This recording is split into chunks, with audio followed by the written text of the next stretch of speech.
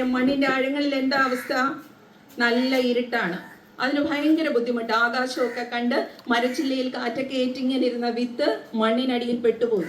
ആ മണ്ണിനുള്ളിൽ കിടന്ന വിത്ത് ആഗ്രഹിക്കുകയാണ്, എനിക്ക് എങ്ങനെയും പുറത്തു വന്നേ പറ്റൂ.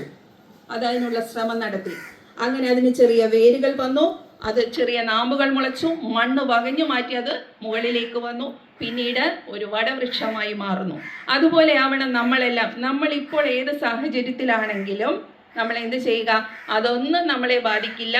നമ്മൾക്ക് ശ്രമിച്ചാൽ എവിടെ വരെ വേണമെങ്കിലും നമുക്ക് എത്താം. അത് കുന്നോളം ആഗ്രഹിക്കുക, എന്നാലേ കുന്നിക്കുരുവോളമെങ്കിലും നമുക്ക് കിട്ടുകയുള്ളൂ. നല്ല ചിന്തകളുള്ള, പോസിറ്റീവ് എനർജിയുള്ള നല്ല മക്കളായി ഈ പെരുമൺനാട്ടിൽ, ഈ ഗ്രാമം എനിക്ക് ഭയങ്കര ഇഷ്ടപ്പെട്ട ഒരു ഗ്രാമമാണ്. ഇപ്പോഴും നല്ല ഒരു പൗരാണികത ഇപ്പോഴും നിലനിർത്തി പോകുന്ന ഈ ഗ്രാമത്തിൽ ജോലി ചെയ്യാൻ കഴിഞ്ഞതും ഇപ്പോൾ ഈ ക്യാമ്പ് ഉദ്ഘാടനം ചെയ്യാൻ എനിക്ക് ക്ഷണം കിട്ടിയതിലും ഞാൻ ഭയങ്കര സന്തോഷത്തിലാണ്. കാരണം ഏറ്റവും ഇഷ്ടമുള്ള ആളുകളാണ് കുട്ടികൾ. കുട്ടികളോടൊപ്പം കുറേ സമയം ചെലവഴിക്കാൻ കഴിഞ്ഞതിൽ, ഈ അവധിക്കാലത്ത് എനിക്ക് അതിനുള്ള ഭാഗ്യം കിട്ടിയതിൽ ഇതിൻ്റെ സംഘാടകരോട് ഹൃദയം നിറഞ്ഞ നന്ദി രേഖപ്പെടുത്തുന്നു. നന്ദി.